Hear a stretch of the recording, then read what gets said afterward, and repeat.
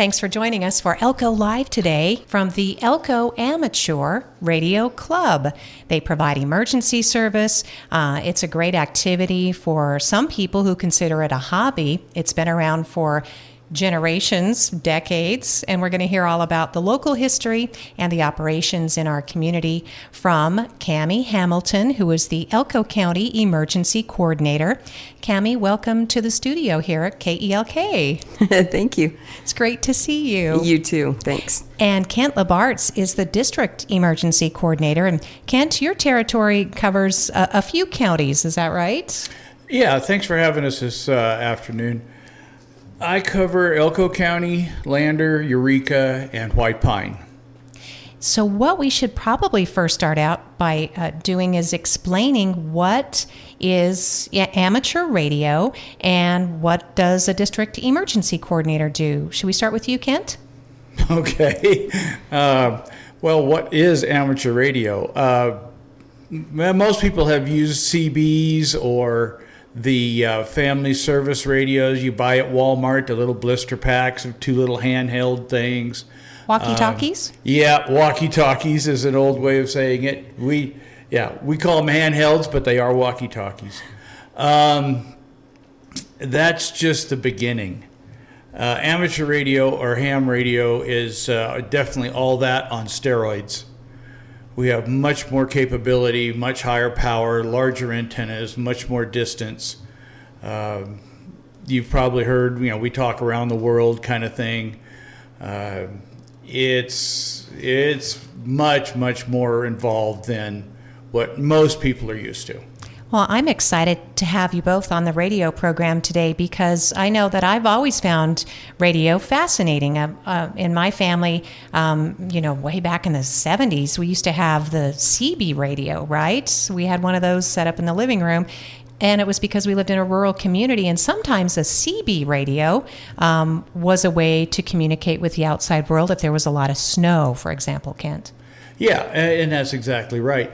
The only issue with CB was really popular, 70s and 80s. I was on it. We all were, we all had CBs, and it came in real handy. There is some limitations. And the biggest limitation to CB is what we used to call skip. Okay?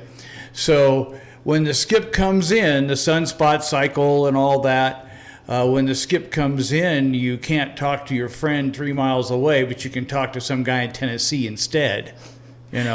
So in a case of, say, emergency communications, it's handy because people have it, but not always that reliable. So we're going to talk about the reliability of what we're doing here in Elko County when it comes to emergency service, how more people can be involved in this process, and how we can better prepare ourselves in any case of an emergency. So Cammie, let's talk about your role. Cammie Hamilton is our Elko County Emergency Coordinator, and how you work with Kent Labartz and the Elko Amateur Radio Club. Well, the point is it's through ARES, which is the Amateur Radio Emergency Services. And the idea is that we are prepared with everyone that we have available to us in the event of an emergency where communications are down. Our role then is to provide those communications. So it's important that we have the equipment, but also the mobility, because we may need to be in various places in order to set up communications. So the communications and we'll explain this process too, because we will be encouraging listeners, to, if you don't have one, to get a transistor radio. You wouldn't be communicating directly with Elko Amateur Radio Club unless you're in the club, but the radio club is vital to getting information from official sources out. Is that right, Cammie? That's correct, and Kent will go into more detail, but we have one of the most important things for us is that we have communications with the state, with Carson City, and we have different modalities that we can do that, so that then hopefully we can relay that information more locally. Cammie, thank you. So, Kent, people listening might say, did she just say transistor radio? Well, we all have mobile phones now, so we're going to get our information from our cellular devices. There's a problem. Yes.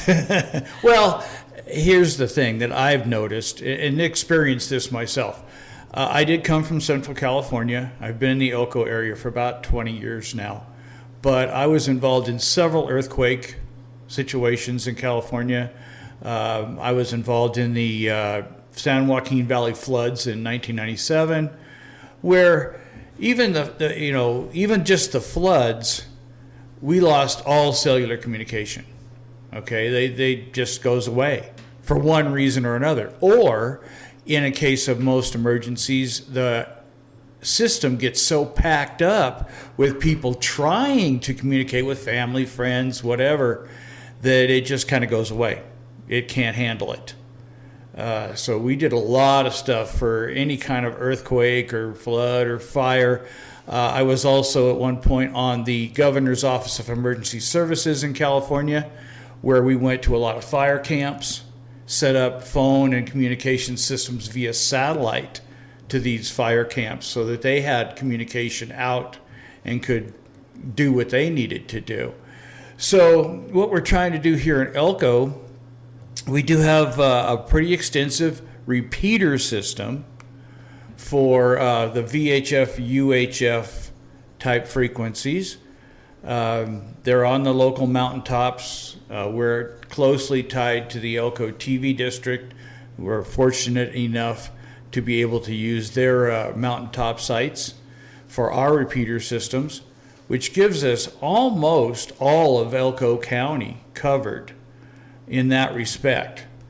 Now, we also are aware that even though we have this coverage now, if there is a major outage, such as a fire, we had fires that crawl up the side of the mountains. Well, it takes out our repeater sites. Even if it doesn't hurt the repeater site, it burns the telephone poles that provide the power to run our sites. So real quickly, things can go south. And yes, you have generators and all that stuff up there, but they only run until the fuel runs out. Okay, so we've also trained and we work every day we can on figuring out how to communicate with each other without the use of repeaters. And we call that simplex operation, or car to car would be used. So we do a lot of that. And then, of course, we have HF, or high frequency communication, that we use to talk to areas away from here. We are pretty isolated. Elko is a great place, but it's in the middle of nowhere, okay? And that's kind of a problem when it comes to emergency services, because we don't get the help as quickly. You know, just like Florida and Texas and all those places are having problems right now, the big deal is getting stuff in there. Well, it would be almost worse here if something major were to happen. So we have that capability to talk to Carson City in 3 or 4 different ways. So that's what we're trying to keep going and improve as we go. Kent Labartz is the District Emergency Coordinator for Elko, White Pine, Lander, and Eureka County, so a huge reach for emergency service and connectivity in times of either natural or maybe a national disaster. The Elko Amateur Radio Club sounds like anything but. I mean, in fact, Cammie, you work closely with a lot of students, right, and encouraging people to be part of amateur radio. I do. I'm retired now, but my last few years of teaching, I had the opportunity, my principal was wonderful, let me teach ham radio as an elective at the middle school in Spring Creek. And so through that program, we actually licensed, I think it's 18 or 19 students and a handful of parents along with.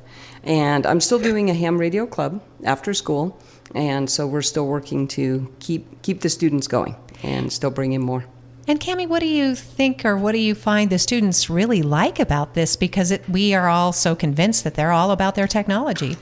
I think that's part of it, is that it's something different. It is still technology, and they're learning to do soldering and learning about electronics and things like that along with it, but it's something totally different.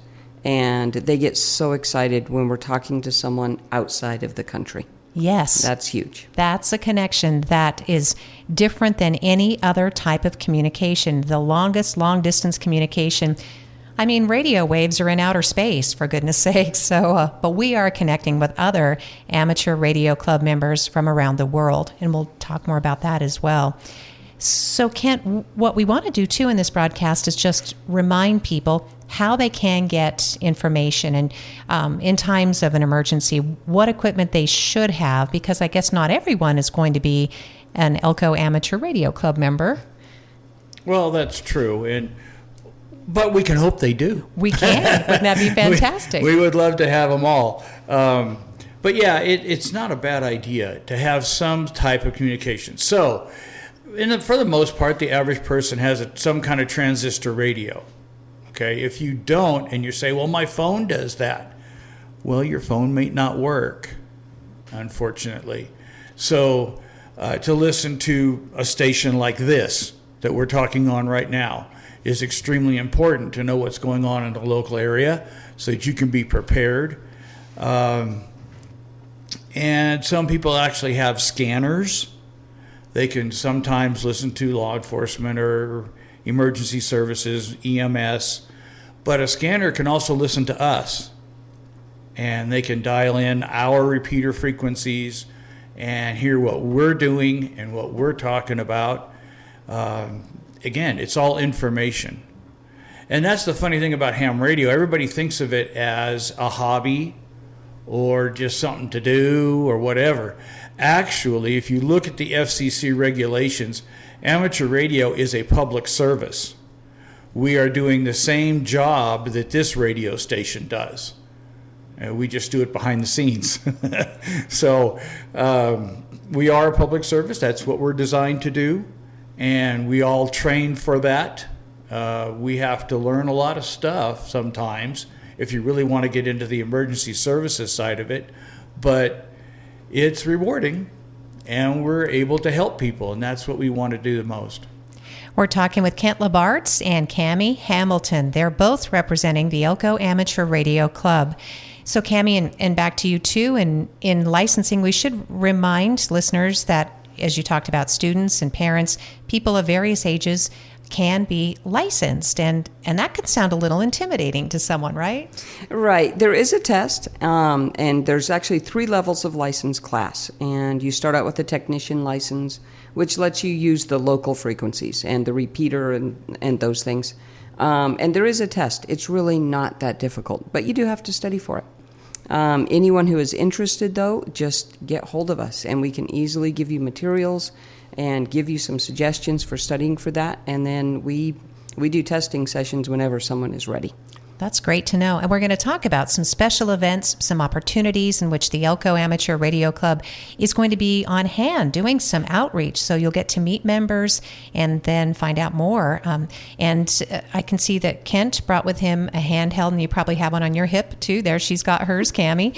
And so that handheld radio, is that what you use to communicate with in times of an emergency? Well, it certainly could be. These, you call it a walkie-talkie or whatever you want to call it, come in very handy, especially when you have to be out in who knows what. Look, it's something simple like we have a river that runs through the middle of Elko. Okay, I have watched rivers like that crest and just flood everything, and people need to be evacuated. But these are the things that our people would have out in the field. They're watching the river rise. They're keeping track of that kind of stuff. We kept track in California when I did the Central Valley floods. We were tracking the buses that were going to the trailer parks, picking people up and bringing them out to evacuation centers. We wanted to make sure we didn't lose a bus or we didn't lose people or help people get to their families and things like that. So these little things, they don't seem like they do that much or go that far, but you would be surprised how handy and important they really are. And so as a licensed member of the Elko Amateur Radio Club, you would be literally in tune with and able to communicate on a certain frequency. Is that right, Kent? Yes. Okay. Yeah, and the neat thing is, as an actual amateur radio operator, you have, unlike CB had, about when I got started, you had 20, 20 channels. Now you have 40. Oh boy, 40 whole channels. We have, let me think, 40 million? Yes, there are millions of people in this club. Yes. Well, it's just, there's just so much frequency spectrum that we have been given and have access to, that we can make things happen that can't be done any other way. So this squadron of volunteers are working really hard behind the scenes. And again, thanks to people like Cammie and Kent. And they are looking to educate more people and to license more amateur radio operators. It's also known as hams. Do you guys still go by that, Cammie? Okay, yes, you're nodding. Yes, yep. we do. Still go by that. But this, again, is a connection not only to your neighbors, your neighborhood, your state and local government, but to international communities. Right, Kent? Oh, absolutely. I'm trying to think of some situations where amateur radio has been used in other countries. I know I can give you one of my own examples. I was on what we call a net, and that's where we use one frequency and everybody's on it, and we have a net control person, and that person uses us wherever we are. And I was in California at this point. The net control for this operation was in Australia, and we were talking to ships out in the Pacific. Okay, so if they had problems, if anybody had an issue, we would be able to get the Coast Guard to go, whatever it took. Well, it turns out there was a sailboat out there, and there was a young man on the sailboat with his parents, very, very sick. And he was, not in good shape at all. And with help, I got the South American Navy to go get him. Oh, Kent, you saved that person's life. We do. Yes. That's the kind of things that we do on a day-to-day basis that you never hear about. Well, I'm happy that we can hear about it now. Again, it's to emphasize and underscore the significance of having emergency communications. Kent and Cammie and I were just talking right before we went on the air that as commercially licensed broadcasters, our goal is to stay on the air with our equipment, generators, whatever it takes to stay on the air. But I will be the first person to tell you that if my cell phone is not working and my internet is down, Kent, I'm not going to be able to get any information to give listeners at the top and the bottom of the hour without you. That could be the case. I hope not. I know. We all hope for the best, but you need to prepare for the worst. And that is something that's what we try and do every day. We practice. We have emergency equipment. Some of us have portable systems. We can I literally have a stack of Pelican cases full of equipment that you throw it in the back of the truck and off we go. It's all charged. It's all ready to go. We need people like you, Kent and Cammie. Seriously. Well, and that's what Cammie's been doing as well. Mm-hmm. We've been working together on how do we set these systems up. If we had to go, can we do it? And in fact, we do that once a year. We just finished what's called Amateur Radio Field Day. And the field day operation, the whole idea behind it is that we take, we all sit at home with the big antennas on the roof and all that stuff, and we go, oh, it messes with my TV. But once a year, we all grab our equipment and battery systems, solar systems, and we go out to, this year was at the marina, and we had 3 picnic benches out there, and we put antennas up in the trees, nothing permanent, it's just, can we go there? Can we set this up? And can we communicate on a emergency type basis? And we can, and we did. Kent Labartz and Cammie Hamilton are both local emergency rescuers. They're part of this important system. Their specialty is communication. And just as Kent described, we have had a devastating flood on Elko's south side. It was in a local area. Residents had to be evacuated. Their homes flooded. It was a disaster. Fortunately, we didn't lose any lives, but we lost a lot of property, and there was a lot of heartbreak in that. We've had earthquakes. Wells had a very devastating earthquake, and we all know about the threat of wildfire. So these are just some of the local natural disasters that could happen. But we also want to emphasize that, as in the scenario you described, Kent, how different it could have been, had more citizens and had access to this type of service during Pearl Harbor, for example, right? Well, here's the one thing, caveat to that. Yes. During World War II, they turned ham radio off. They did? The government did. Okay. They said, no, we can't, because they don't know, they weren't sure who was a spy, who was this, who was that. They didn't know. So they literally, and they have the right to do it. It's in the FCC rules. They can turn amateur radio off if it is a national emergency or they consider it an issue. But for the most part, since then, that was the only time it's ever happened. Okay. And we probably learned a lot since then, right? I mean, that's why these local clubs and organizations, that's why you're licensed. It's an ethical responsibility that you take on when you become a member of this club. You're responsible, right, Candy? It is very much, because, like we've mentioned, ham radio is more than a hobby.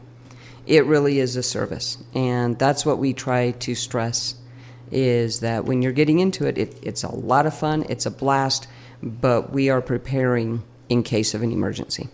And and if we need to be ready to deploy.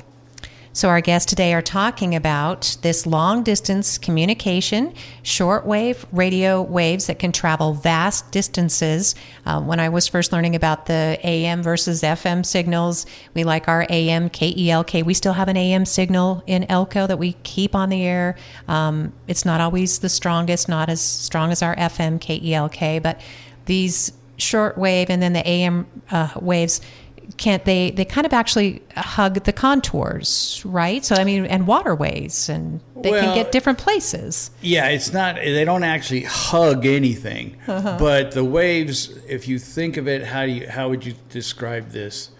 If you laid a water hose out on the ground and then just wiggled it, and how it makes this swirly snake-looking thing, well, that's what a wave looks like going through the air. And and it also bounces off the ionosphere surrounding the Earth. So if you've ever listened, like at early in the morning, late at night, and you're listening to your AM radio, and you're hearing some station out of New York or Australia or Canada, well, that's what's happening. That wave is bouncing off the ionosphere that surrounds the Earth and coming back down where you are. And if you're a little kid like I was with my little transistor by my pillow, I could hear Wolfman Jack, and I thought it was the coolest thing. So Exactly right. Yes. So this is the type of communication that is used by Elko Amateur Radio Club, international broadcasting. A lot of countries continue to use shortwave for their news services, and as well as entertainment, for maritime and aeronautical communication. And as we're talking about in our community, for emergency and disaster preparedness. And so providing this public service is really important. Now, we mentioned a little bit about technology, but either Cammie or Kent, you can chime in. Is there some new technology that your group is pretty excited about? Or is amateur radio, because they're pointing at each other. You can both talk about this subject, because you, as a teacher, Cammie, I mean, the students, I learn a lot from students and young people about technology. I'm always amazed. Well, I'll go ahead and start there then. There's one of the things that a lot of the students like to do is called PSK. So it's digital. The nice thing is you are using a computer, but it's still completely over the air. There's no internet involved. And so for kids who are mic shy and afraid to, get up to the mic and actually speak, PSK, you're talking. But the communication is still happening in real time, but you're typing it. And so it's, the computer is hooked to the radio, which is hooked to the antenna, and that's how it's going. And so when you're typing, the other person is actually seeing you type. and your backspaces when you make a mistake. So that's one way of incorporating the computers. But another thing is that on the internet, when it is working, you can go in. There are several sites that are they're spotter sites, and so my kids, anytime we would be on the radio, one of them would have a computer open and looking and say, "Oh, okay, there's a guy from France on this frequency," and so we would use that to help us try and find some stations that were out there. Wow, that is really cool. And I could see why some young people, especially if they have any experience or skills in gaming, they're probably really comfortable with this kind of communication. Definitely. Yes. Yeah. So that's another reason if your parents would like you to maybe do something else with your gaming skills, become a member of Elko Amateur Radio Club. So Kent, I was thinking about you and the work that you do in connecting all of our rural communities, again, from Elko to White Pine, Lander, and Eureka counties. We are the most mountainous state in the United States. And so sometimes, all the time, that must make connectivity a challenge. Yeah, absolutely. Again, I came from Central California originally. The San Joaquin Valley is, 700-800 miles long. It's just this big valley. And you put a repeater on a mountaintop and it covers most of the valley. Here, you put a repeater on a mountaintop and you get 20, 30, 50 miles in one direction and nothing in another because there's a mountain in the way. So it can be pretty interesting. So what we've tried to do, there's another, Cammie was speaking about PSK 31, fun to play with. And it is kind of neat because it's real time. You watch person key on his keyboard, We have another one that is also digital, connects directly to a radio. It's not using internet, but we can actually send emails. So if a disaster is localized, but we can't get communications out for whatever reason, we can use what's called WinLink. And WinLink has a lot of advantages because what they've done is they've taken all the we have to go along with what the state wants and everything. So we have this thing called the incident command system, okay? And that's what fire departments use. Everybody's using it now, law enforcement, everybody. So WinLink has all of the special forms that they require built into the system.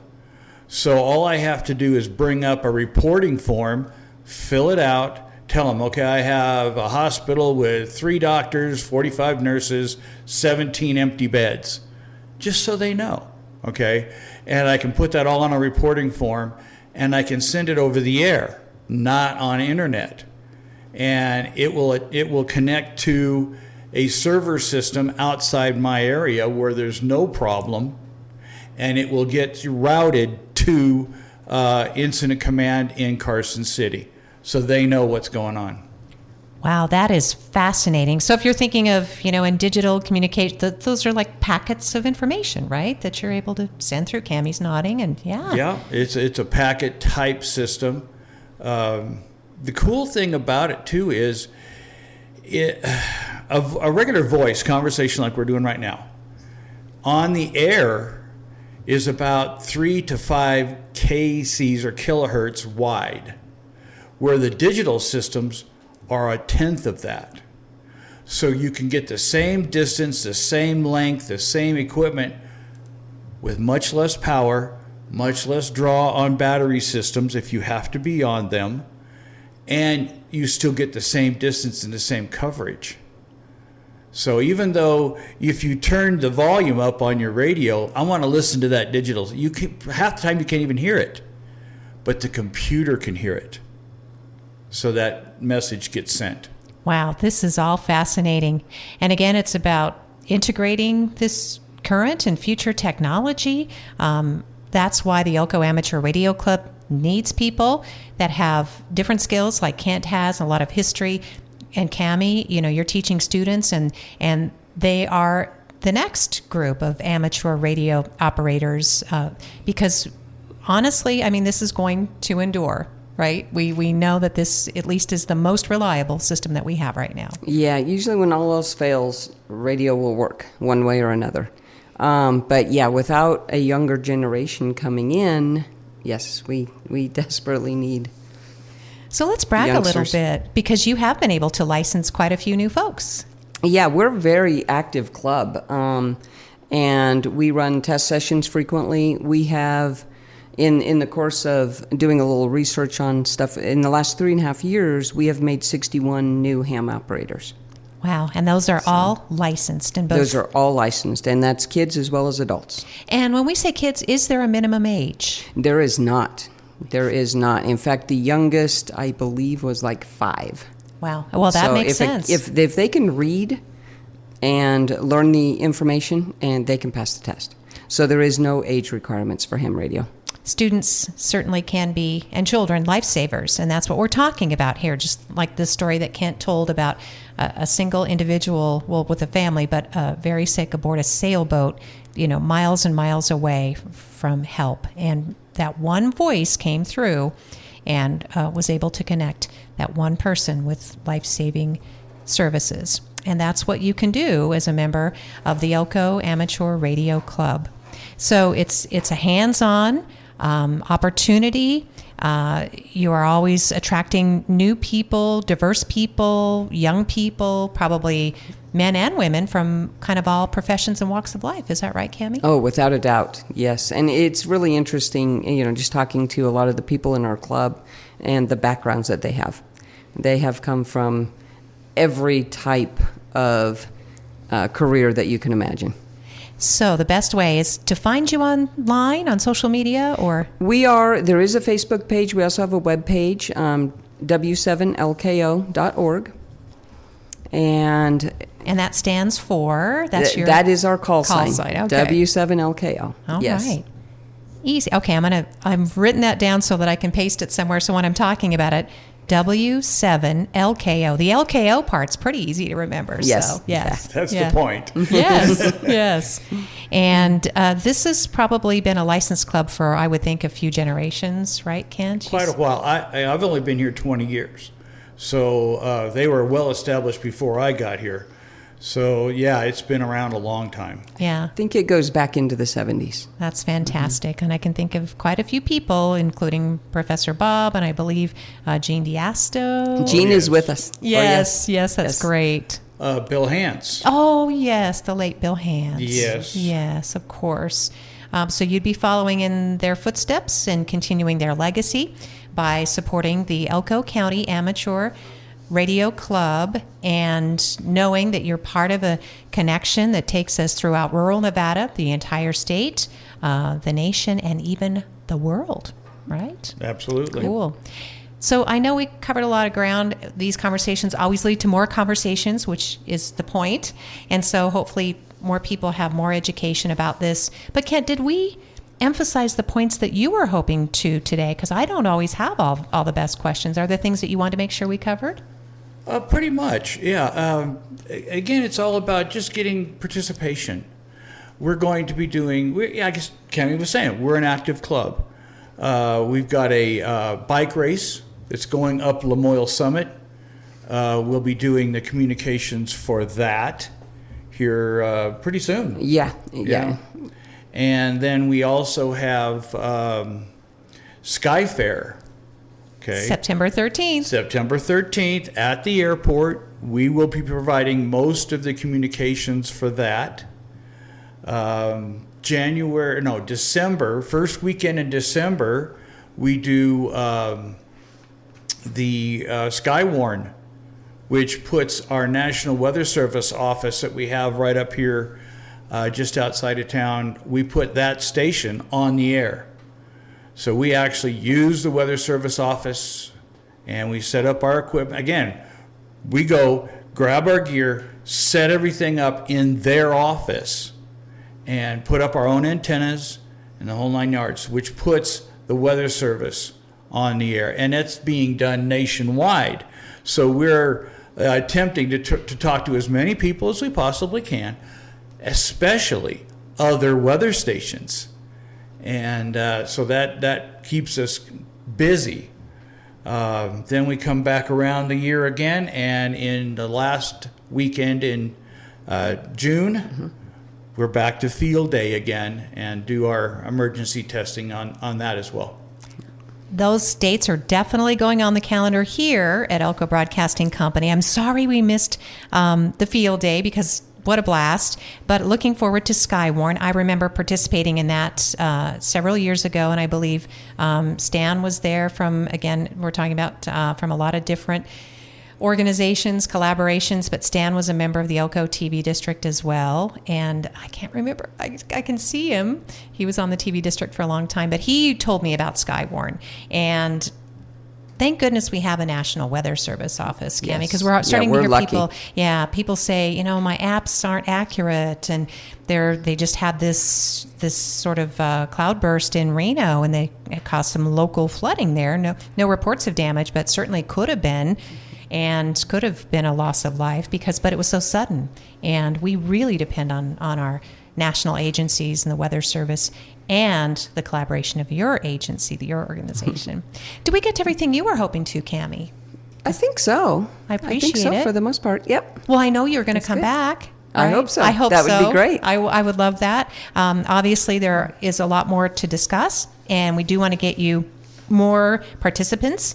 W7LKO, go to that Facebook page or find the Elko Amateur Radio Club online nearest you. Find out about the different meetings, the different events. The next one that's coming up is the bike race. They'll be communicating, but the Sky Fair is for everybody, and that's on Saturday, September 13th. Ken, yeah, and on top of that, we also meet every single Saturday.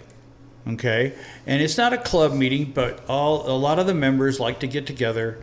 So we meet every Saturday morning around 8 o'clock at Coffee Mug. Oh, okay. Okay, and we have a little kind of a side. They opened a new section of Coffee Mug, so we're kind of in the news section.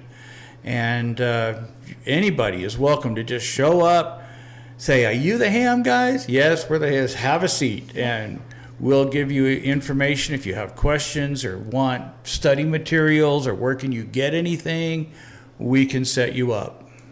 That's perfect. Saturday morning meetings at the Coffee Mug right there in downtown Elko, starting at 8 a.m. And just drop on by and find out more about this great local organization, a nonprofit group with a life-saving mission. It's a public service, and we appreciate your time coming on KELK Radio today. We're happy to be a proud collaborator with you, anything we can do. So thank you. We appreciate you having us. Thank you. Thank you, listeners, for joining us. Today's edition of Elko Live here on KELK. We've been featuring members of the Elko Amateur Radio Club, Cammie Hamilton. She's the Elko County Emergency Coordinator, and Kent Labartz. He has several counties that he is coordinating as the Emergency Service District Coordinator for Elko, White Pine, Lander, and Eureka counties. Thanks for joining us today.